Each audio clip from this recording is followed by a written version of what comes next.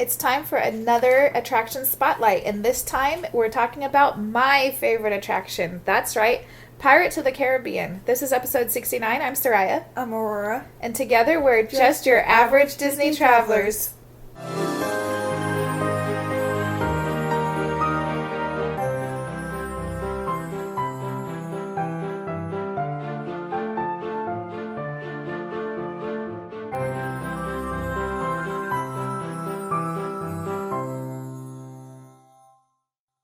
So this is our second in a series where we highlight different attractions at the Disneyland parks. And so we're going to talk about Pirates of the Caribbean, which is good because the last one we did was your favorite right now, which is Guardians, and now we're doing my favorite. So Pirates of the Caribbean first opened... Oh, wait. Before we do that, there actually is news we wanted to talk about. There is? There is news. Yeah. Yeah. So, things are always going back and forth, but we are back to having masks optional for those who are fully vaccinated at both Disneyland and Disney World. And so that's exciting. Obviously, they're not asking for proof of vaccination, so this is really on the honor system. But essentially what it means is masks are optional now. And so when you go to the parks, be prepared for that. If that's what you've been waiting for to go back to the parks, you've got a green light. Green light means go. So that's exciting. All right, so Pirates of the Caribbean, and we're talking about specifically Pirates of the Caribbean at the Disneyland Park, opened March 7th, 1967, and it's located, like I said, in Disneyland Park in the New Orleans Square area. It is a dark boat ride. There's small drops, is a bit loud, and can be scary for... Yeah, especially for young kids or people triggered by that kind of environment. Yeah. It lasts for 15 and a half minutes. There can be roughly, I think, like 23 to 24 people per boat.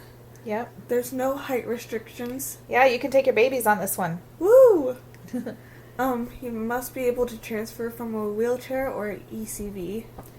Right. And there is no lightning lane available. Yeah. And I just want to make a quick note that if Aurora sounds like she just woke up, it's because she did.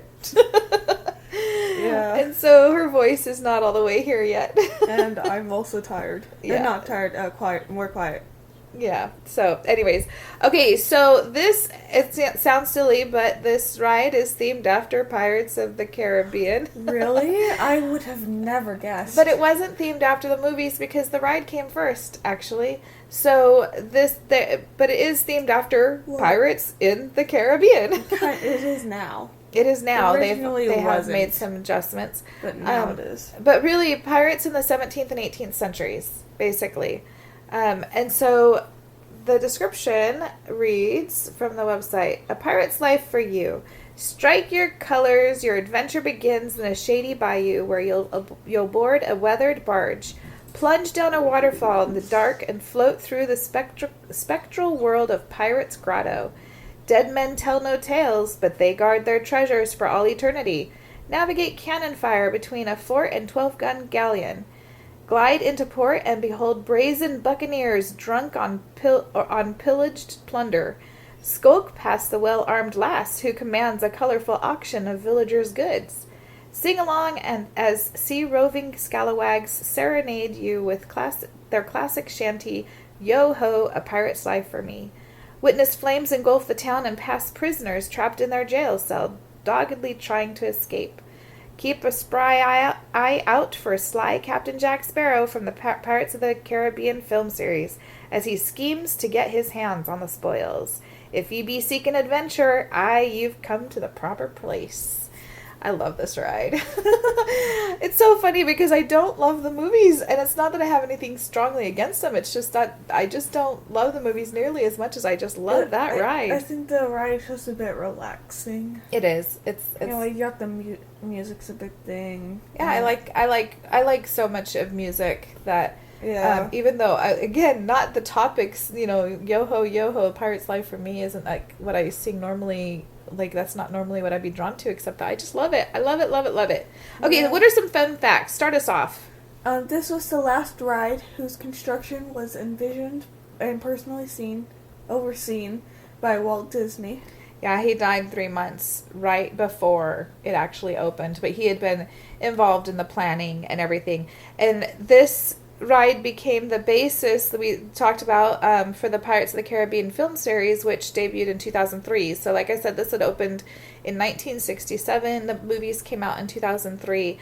But since then, since the movies became so popular, Disney has incorporated characters from the movies into the ride. And so you can often see them, for sure. Jack Sparrow, we love always finding him throughout the ride. Yeah. This attraction was originally going to be a walk-through wax museum, which would have been a very different type of attraction. But with the success of the boat ride concept from It's a Small World, Disney decided to use the same boat system for Pirates of the Caribbean. I'm so glad they did. Yes. That would have been not your favorite. Well, it just, I don't, museums aren't my favorite to begin with. Like you're going to walk so much at Disneyland. That's true. You're already doing a ton of walking. So this is, The ornate initials of Walt Disney and Roy Disney are in the wrought iron railings above the ride's entrance. Yeah, you'll have to look a little bit. It's kind of disguised, but if you look, you'll see. I mean, they kind of painted it in gold now. Oh, that's true. They do stand out better now. They didn't used to. Yeah, originally they had it painted the same as the rest of rail color. So you didn't have to search more. Yeah, but then they painted it in gold. Yeah, that's true. Yeah, so. Which I personally think, like, it makes it look better. You like it painted in gold? Yeah. Yeah. All right, so the second floor up there where those rails are of the ride was originally designed to be a private Disney family apartment, but later it opened in the spring of 1987 as an art-related retail museum space called the Disney Gallery.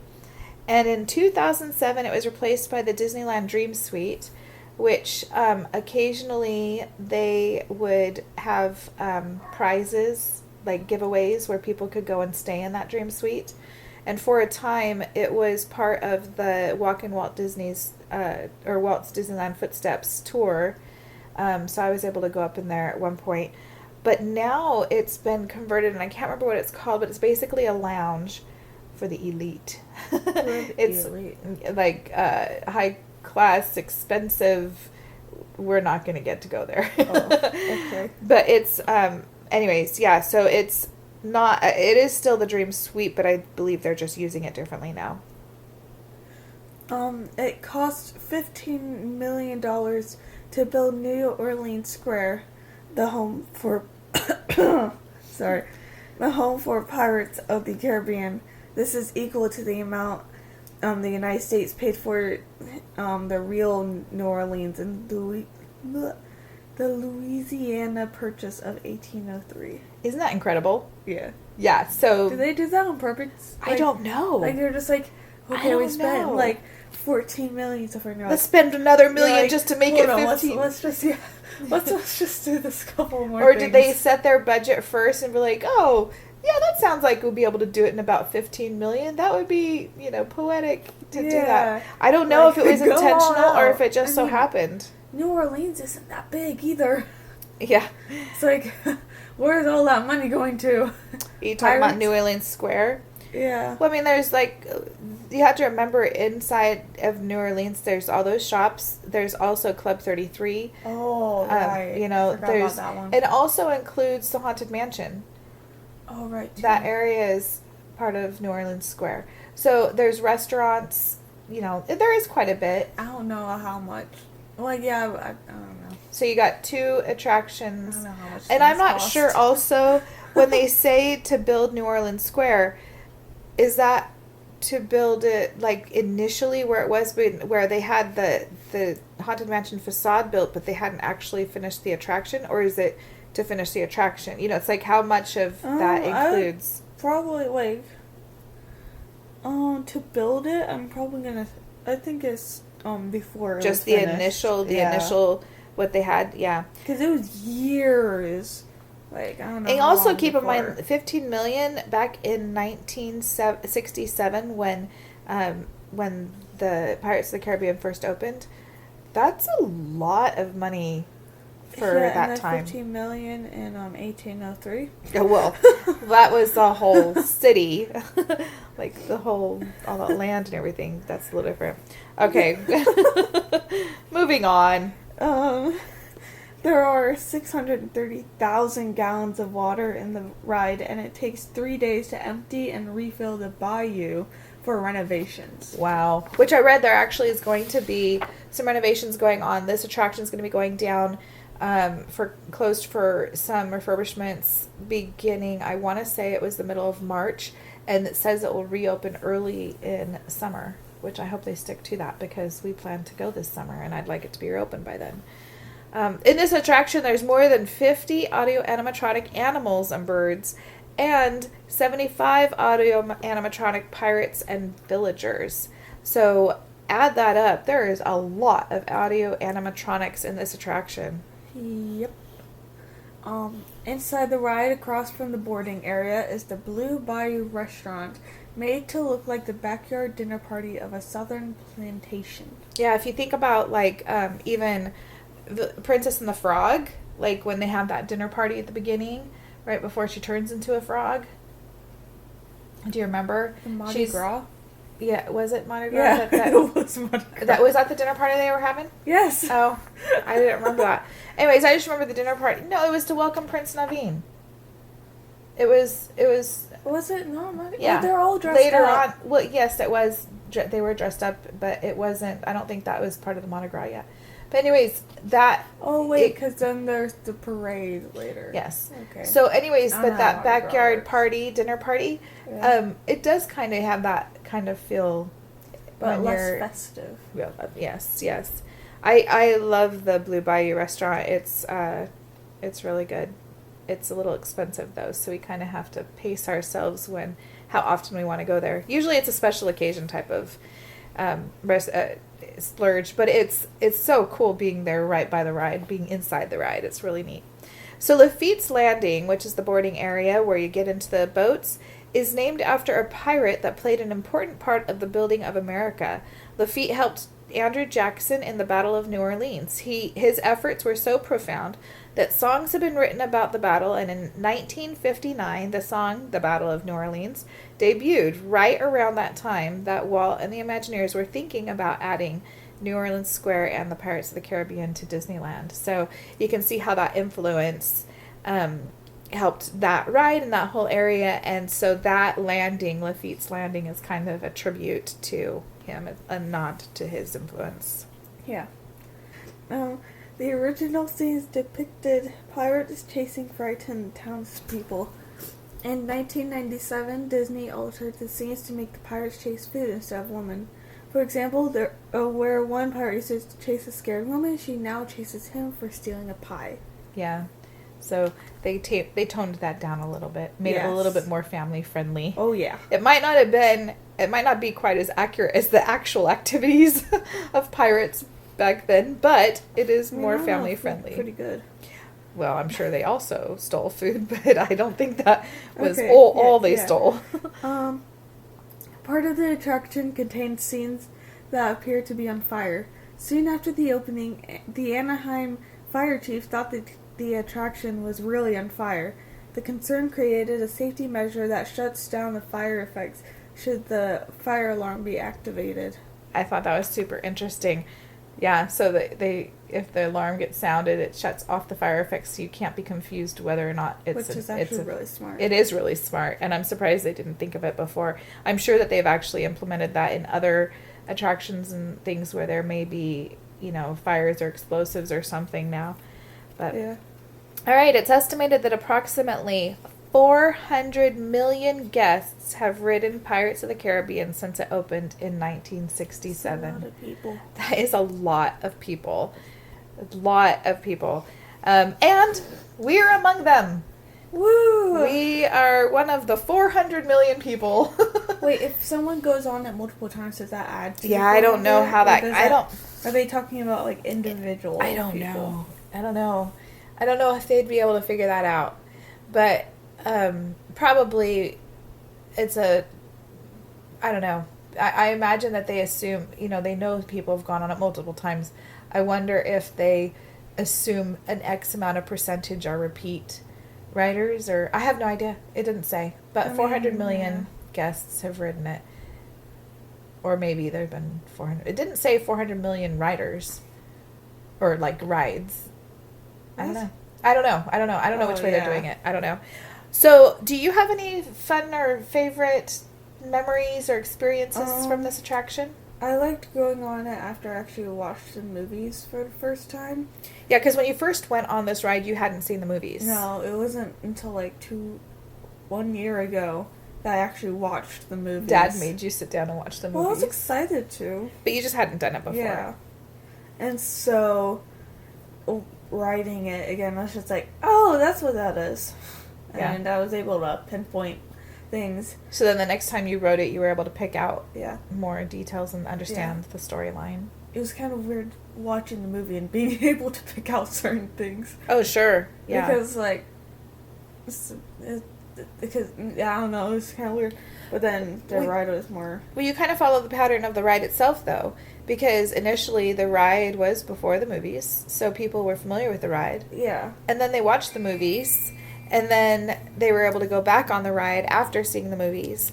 And so you kind of have that same experience as those that were familiar with it before the movies came out. Kind of. Yeah. Yeah. Though the version of the ride would be a bit different for them. I'm sure it is.